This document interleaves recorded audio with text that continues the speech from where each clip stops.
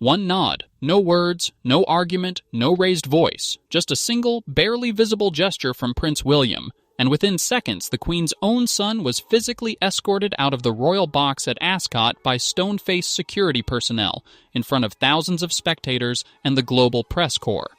What sounds like a dramatic scene from a television series actually unfolded at one of Britain's most prestigious annual events in the summer of 2026. And what made it so significant wasn't just the spectacle of it. It was what it revealed about a power struggle that had been building quietly for months inside the walls of Buckingham Palace. A struggle over something that might seem trivial on the surface: seating arrangements. But in the world of the British monarchy, where every placement carries constitutional weight, those seats were anything but trivial. This is the story of how a seating dispute at a horse race triggered a formal restructuring of royal power and signaled that the era of King William V has, in practical terms, already begun. Why seating at Ascot actually matters. To understand why this confrontation was so significant, you first need to understand what the royal box at Ascot actually represents. The front row is not simply good seats at a prestigious event. Every position in that enclosure is carefully calibrated weeks in advance by the Master of the Household's office. Decisions that function as institutional statements about who carries constitutional responsibility for the crown. The placement of individuals in that front row is, in effect, a public declaration of who belongs to the working core of the monarchy. On this particular afternoon, those positions had been assigned to exactly the people you'd expect. The Duke and Duchess of Edinburgh, Prince Edward and Sophie, alongside the Duke and Duchess of Gloucester, members of the royal family Seychelles.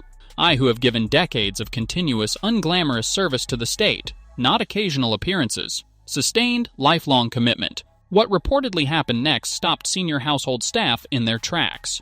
Tom Parker Bowles, Queen Camilla's son, a civilian with no official royal title, no constitutional role, and no security clearance, arrived and took a seat in that front row.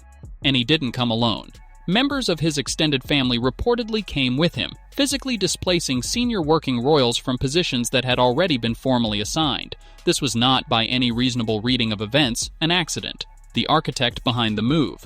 According to reporting that has since circulated through royal media circles, the plan didn't originate with Tom Parker Bowles himself. The strategy reportedly traced back to Queen Camilla, specifically a back-channel directive she had issued to household staff that bypassed the standard administrative process, placing her son and his family in the premier row of the royal box ahead of the king's own siblings. For context, this wasn't a sudden impulse. When you trace the months leading up to Ascot, a pattern becomes visible. Tom Parker Bowles had spent that period quietly repositioning himself in the public eye, transitioning from his established role as a food writer into something quite different, a frequent media commentator offering detailed updates about King Charles's health and the internal atmosphere of the palace, without any formal authorization to do so. The effect of that media presence, whether intended or not, was the gradual creation of an impression that Tom was a genuine royal insider, someone who could speak with authority about the monarch and the institution.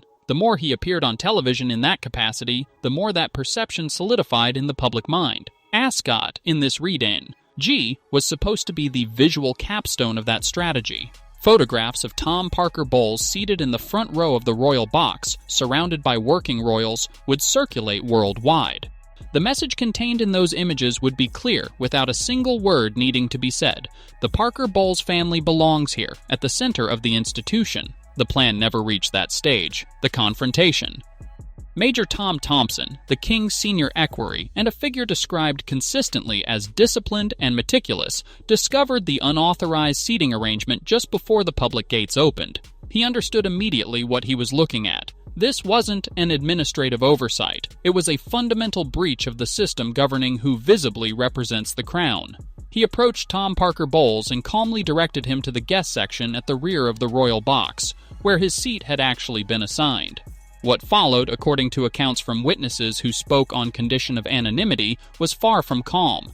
Tom Parker Bowles reportedly erupted, loudly criticizing the equerry's competence and demanding he stand down, He accused Thompson of creating unnecessary disruption, and then he invoked the authority he believed he had behind him, declaring that the Queen herself had personally ordered the seating arrangement and that opposing it amounted to a career-ending mistake. Think about what that moment reveals. A civilian with no official standing in the institution telling a decorated military veteran and senior royal official that he would end his career because the Queen said so. That is not the behavior of someone who accidentally sat in the wrong chair.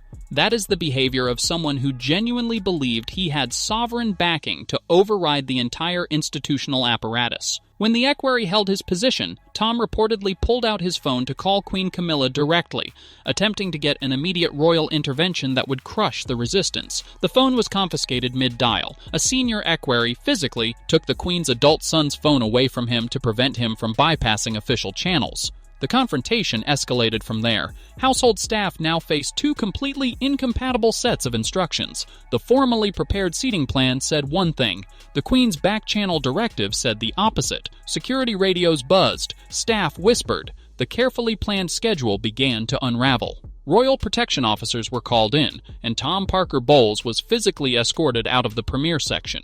The moment that defined it all. It was at precisely this point that the heavy doors of the royal enclosure opened, and Prince William and Catherine, Princess of Wales, made their formal arrival. Tom Parker Bowles, visibly disheveled from the confrontation, attempted to reframe the situation on the spot. He reportedly addressed William with striking familiarity, calling him his brother, addressing Catherine in a manner witnesses described as jarring, and loudly complained that the security team was treating the Queen's family like uninvited guests. He asked William directly to step in, override the equerry, and restore him to the front row. Prince William's response defined the entire episode. He didn't argue. He didn't negotiate. He didn't raise his voice or engage with the appeal at all. His face, by multiple accounts, hardened into something unmistakable. He gave a single, almost imperceptible nod to the security detail. That was it. One nod. Tom Parker Bowles was removed from the royal box entirely and directed to the rear corridors, away from public view and the press cameras. Beside William, Catherine maintained absolute composure, present, poised, and completely calm, her attention directed toward the security team with quiet clarity. The palace fractures. The removal itself took minutes. The fallout lasted considerably longer. Queen Camilla, by accounts that emerged in the days following Ascot, reacted to her son's humiliation with considerable anger.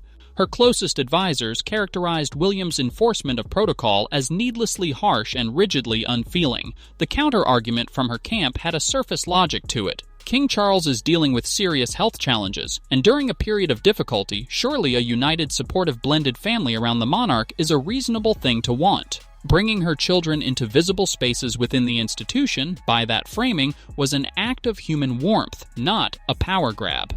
The traditionalist faction within the palace, firmly aligned with Prince William and Princess Anne, viewed it in fundamentally different terms. Their concern wasn't about whether Camilla loves her children, it was about something more structural. The authority of the British monarchy rests on a clear public distinction between those who have taken constitutional oaths and devoted their lives to state service, and those who benefit from proximity to the institution without carrying its obligations. When civilian relatives repeatedly occupy the same symbolic spaces as working royals, that distinction starts to blur in the public mind, and once blurred, it becomes extremely difficult to restore. The traditionalists argued that Camilla's moves represented a longer-term strategy, using the window created by the king's declining health to gradually elevate the Parker Bowles family's visible standing within the institution, securing a lasting foothold before the inevitable transition of the crown to William. Whether that interpretation is accurate or not, the timing of these moves was difficult to ignore.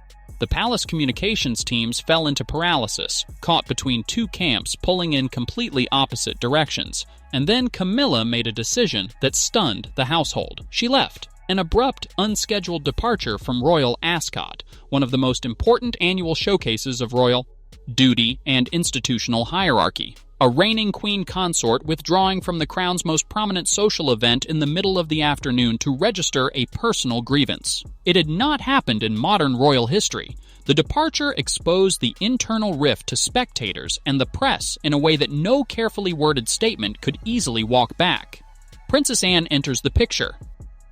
While Catherine worked to hold the public face of the monarchy steady, drawing cameras and crowd attention toward herself and William, maintaining warmth with guests, keeping the afternoon's rhythm intact as though nothing had occurred backstage, Princess Anne stepped into the institutional conflict directly. Anne's standing in these situations is distinctive. She is the most publicly active royal of her generation and the most unyielding defender of institutional standards within the family. Her mother, Queen Elizabeth II, had considered Royal Ascot among the most meaningful showcases of royal duty, not a social occasion, but a demonstration of structured public service. For Anne, what happened in the royal box was a direct violation of those standards. She made her position clear to senior palace courtiers and advisors, in terms that left no room for interpretation. The actions of Queen Camilla's entourage, in her view, constituted an unacceptable breach that threatened the foundational respect the public holds for the working monarchy. She rejected the family warmth framing entirely. During a period of institutional pressure caused by the king's health, she argued, the response required more discipline, not less.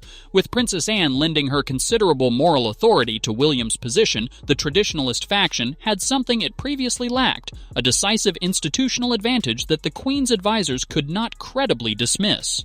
The king's response. Faced At the combined front of Prince William and Princess Anne, and with the public fallout from the Ascot episode impossible to contain, King Charles moved to formally resolve the situation. The centerpiece of his response was what's being called the Slim Down Mandate, a formal administrative policy establishing with absolute clarity which individuals are permitted to occupy the core symbolic spaces of the monarchy. Under this decree, premier positions, the front rows of the royal box, the Buckingham Palace balcony, official state portraits, are strictly reserved for working royals who have taken constitutional oaths and carry active state responsibilities. The policy dismantled the strategy of gradual integration that the Queen's camp had been pursuing. Additional measures targeted Tom Parker Bowles specifically.